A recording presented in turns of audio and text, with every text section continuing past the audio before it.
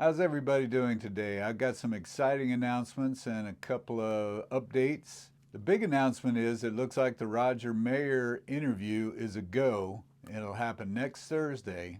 So all your questions that you submitted on that last video are on the list. And if you have any other questions, the list is long now, but submit them in the comments and we'll put them on the list and see what Roger has time to answer. I think we've got probably an hour and a half worth of questions already.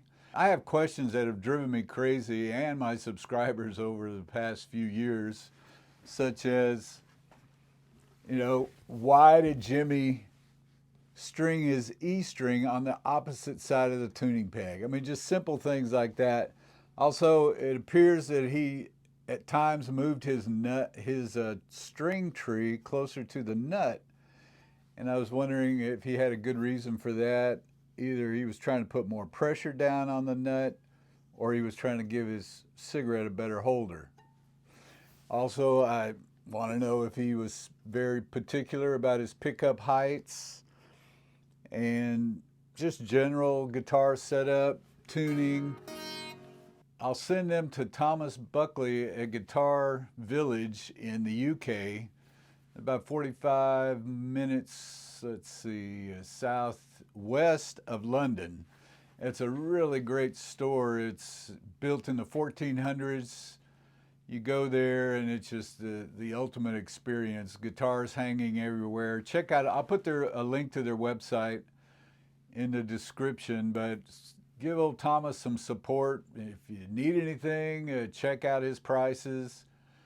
I know, shipping from the UK might be expensive, but there's a lot of subscribers in the UK, and a lot of you already know about that store. I mean, everybody hung out there, like Eric Clapton and probably Beck, and so it's a cool place to go.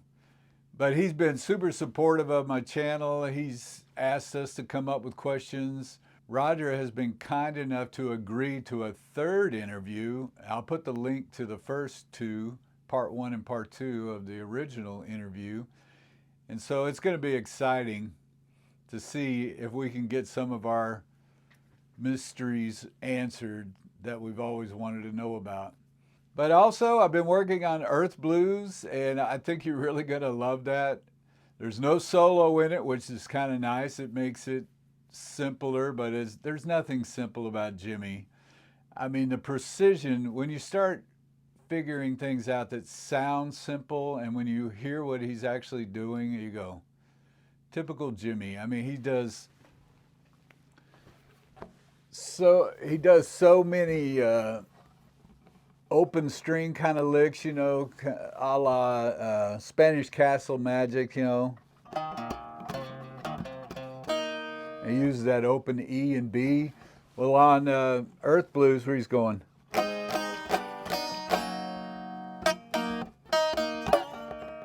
it just makes it easier to hit that string because he does it so fast when he's bending it.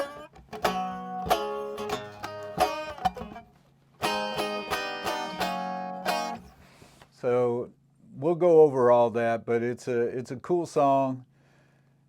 Got a ton of Jimmyisms, and also, I don't know, I'll put a link to the Instagram post of Sabatius. He's got the endorsement from Billy Cox. He's getting ready to record, and he's using the Sabatius Funky Vibe and his Rainbow Fuzz, and that's pretty exciting. I mean, Billy, he's using it on his bass, which is great. He loves the Sabatius effects, so he's real happy about that. And also, maybe a little rumor that he's collaborating with an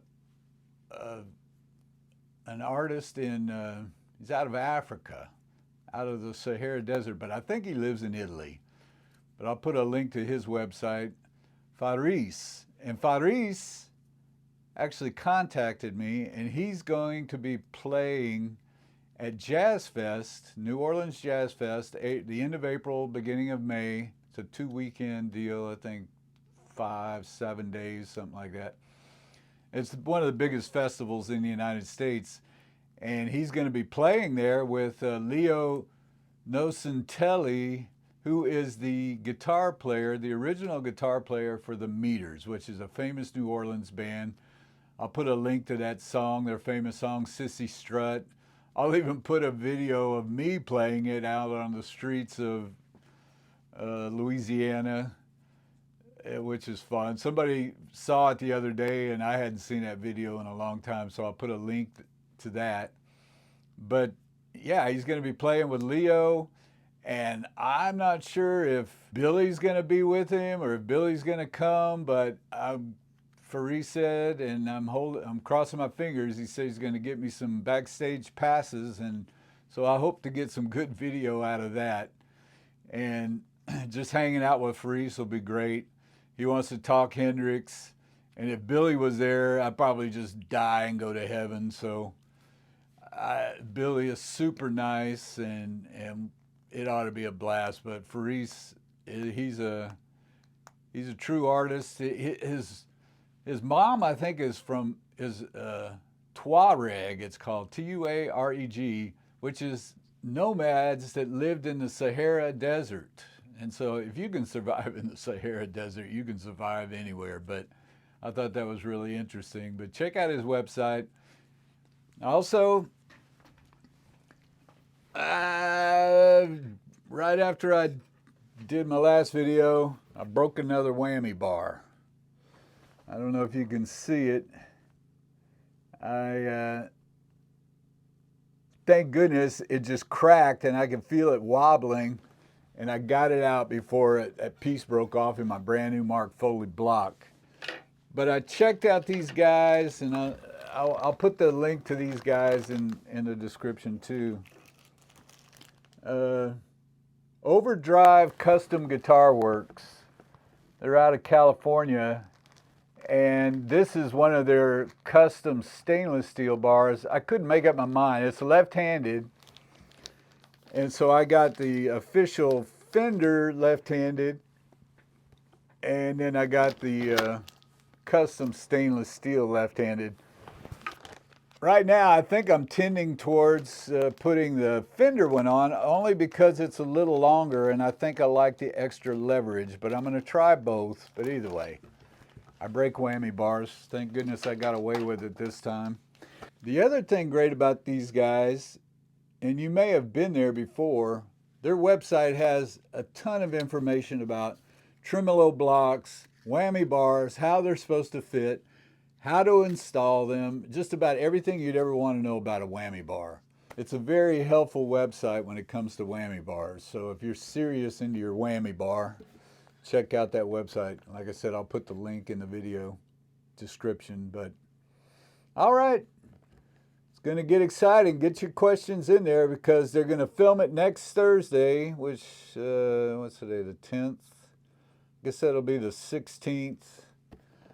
February 16th, and then the following Friday, I think they're going to release the video. So these are things that I don't think anybody's ever asked Roger, and hopefully we get the answers we've been waiting for all these years. But I'll talk to you guys later.